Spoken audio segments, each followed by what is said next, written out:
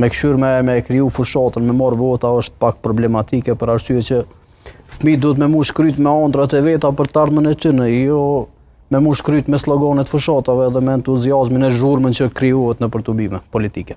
Me faj? Pa dyshim, kjo temë, dhe më thonë ekspozimi i fëmijëve në fushata është edhe ndalume me legj, po unë faj nuk po e qes veç partitë politike që i ekspozojnë fëmijët në moshën 18 vjeçare, ku shumë herë kanë apo edhe pjesë e tubimeve politike.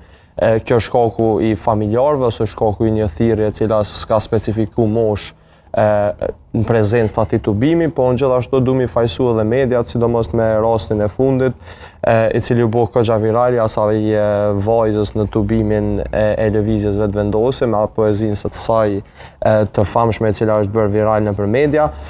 Kjo do me thonë është gjithashtu rregullohet me ligj të etikës të KMSHK-s dhe është diçka jo e heshme me ndodhe, sidomos në media tona me u publiku edhe pa blur, edhe pa e mshef identitetin asaj vajzës, që ajo vajza mu bo aq virale që me ra prej provokime. Pra, faji është edhe të disa media cilat nuk e respektojnë as ligjin, nuk e respektojnë as etikën, po gjithashtu faji qëndron edhe të partitë politike që nuk e kanë problem nëse dikush veç nëse mu i veç një sekund veç me përmisu pak.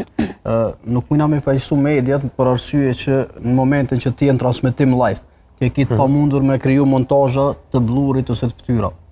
Pastaj fushat tubimi ka qenë live edhe është e pa mundur që në kohë reale me pas qasje montazheri në transmetim direkt. Po, kjo u ripostu, unë e kuptoj, e menoj në atë sensin që u ripostu. Po, i kryesore ka partia politike. Po, është ripostu edhe nga portalet të ndryshme që ndoshta edhe nuk është që janë ka... Po, që ato e ka bo virale, është më shumë se transmetim.